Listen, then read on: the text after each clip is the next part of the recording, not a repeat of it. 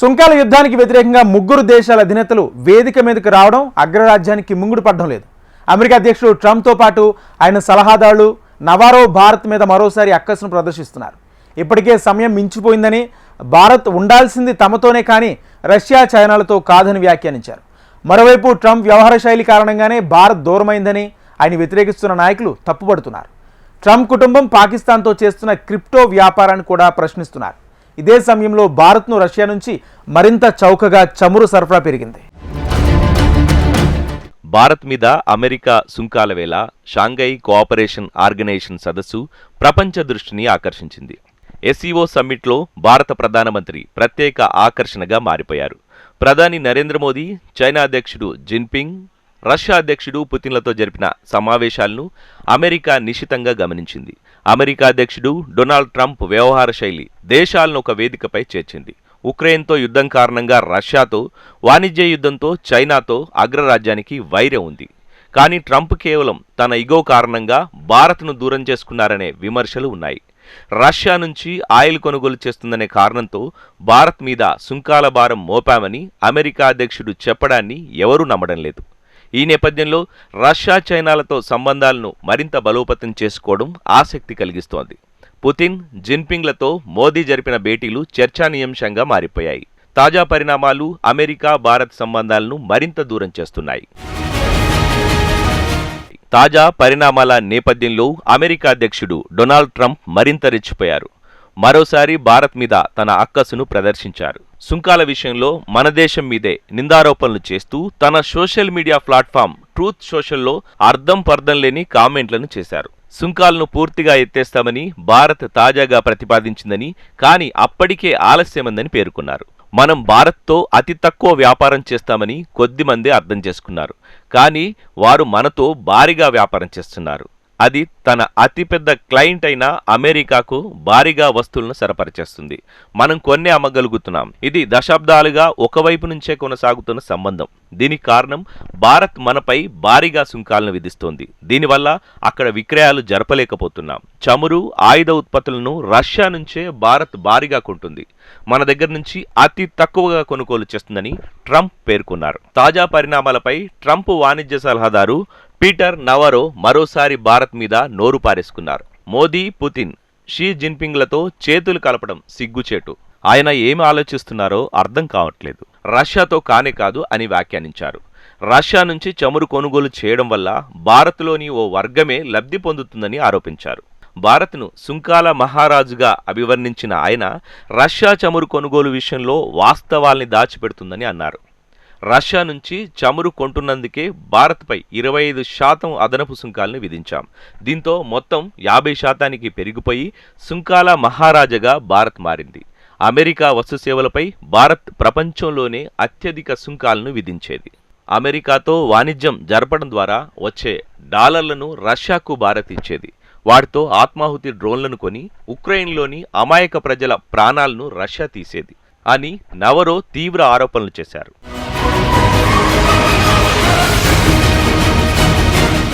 మరోవైపు ఎస్సీఓ సదస్సు మొత్తం నాటకీయంగా ఉందని అభివర్ణించారు America treasury secretary Scott Besant. Russia నుంచి భారత్ చమురు కొనుగోలు చేయడం ఉక్రెయిన్ యుద్ధాన్ని ఎగదోచేలా ఉన్నాయన్నారు. ఇది ఏమైనా భారత్ మాత్రం అతిపెద్ద ప్రజాస్వామ్యమన్నారు. దాని విలువలు మాకు దగ్గరగా ఉంటాయి, కానీ చైనా, రష్యాలకు కాదన్నారు. భారత్ అమెరికా బంధం బలమైన పునాదులపై ఉందన్నారు. భారత్పై ఆంక్షలకు, వాణిజ్య చర్చలు మందకొడిగా సాగడం కూడా ఓ కారణమని పేర్కొన్నారు. రష్యాపై చర్యలకు అన్ని ఆప్షన్లు తమ పరిశీలనలో ఉన్నట్లు బెసెంట్ పేర్కొన్నారు. కాగా అమెరికా విదేశాంగ కార్యదర్శి మార్కో రూబియో ఎక్స్ వేదికగా భారత్ అమెరికా సంబంధాలను కొనియాడారు. వీటిని మరింత బలోపేతం చేయడానికి చర్యలు తీసుకుంటున్నట్లు తెలిపారు.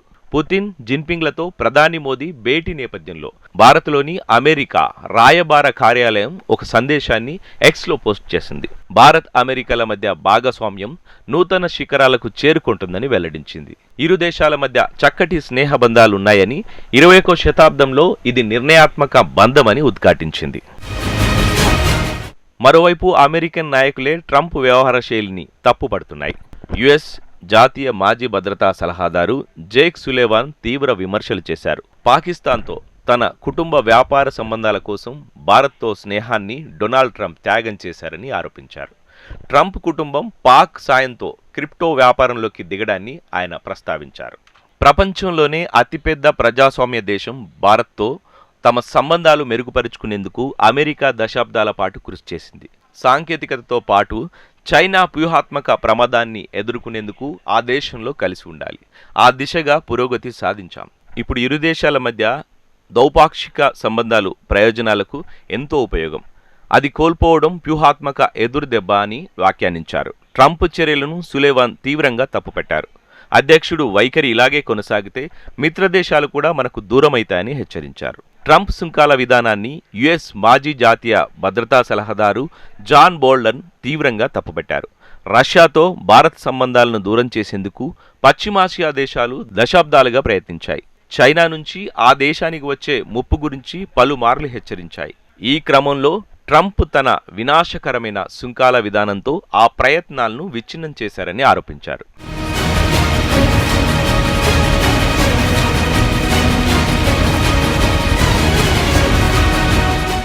అమెరికా అధ్యక్షుడి నుంచి ఎన్ని బెదిరింపులు వచ్చినా భారత రిఫైనరీలు రష్యా నుంచి చమురు కొనుగోళ్లకు ఏమాత్రం ఆపడం లేదు. అమెరికా ఒత్తిళ్ల మధ్య కూడా భారత్కు రష్యానే అతిపెద్ద చమురు సరఫరాదారుగా నిలిచింది. జూలైలో $3.6 బిలియన్ విలువైన చమురును విక్రయించింది. మన మొత్తం దిగుమతుల్లో రష్యా వాటనే 31.4% ఉండగా ఆ తర్వాత స్థానాల్లో ఇరాక్, సౌదీ అరేబియా, యుఏఈ ఉన్నాయి. గత వారం రష్యా నుంచి వచ్చే ఉరల్స్ గ్రేడ్ చమురులో బ్యారెల్కు $2.5 డిస్కౌంట్ లభించింది. చమురు కొంటున్న కారణంగా ఆగస్టు 27 నుంచి భారత వస్తువులపై ట్రంప్ ప్రభుత్వం అదనంగా మరో 25% టారిఫ్ అమలు చేయడంతో మొత్తం టారిఫ్ రేటు 50%కి చేరింది. అమెరికా నుంచి భారత్ 8.9% మేర జూలైలో చమురు దిగుమతి చేసుకోవడం విశేషం.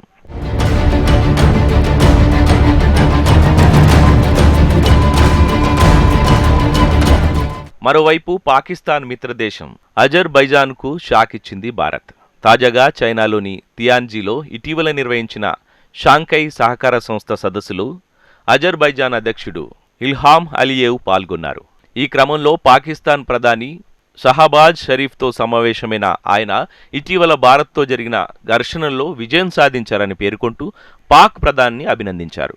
ఈ కారణంగా ఎస్సీఓలో పూర్తి సభ్యత్వం కోసం తాము చేసిన ప్రయత్నాన్ని భారత్ అడ్డుకుందని ఆరోపించింది అజర్బైజాన్. అంతర్జాతీయ వేదికలపై తమపై భారత్ ఎన్ని చర్యలు తీసుకున్నా పాక్తో సంబంధాలు కొనసాగిస్తామని, అది తమ మిత్రదేశమని అజర్బైజాన్ అధ్యక్షుడు ఇల్హాం తెలిపారు. భారత్ చేపట్టిన ఆపరేషన్ సింధూర్ సమయంలో కూడా అజర్బైజాన్ పాకిస్తాన్కు బహిరంగ మద్దతు ఇవ్వడం గమనార్హం.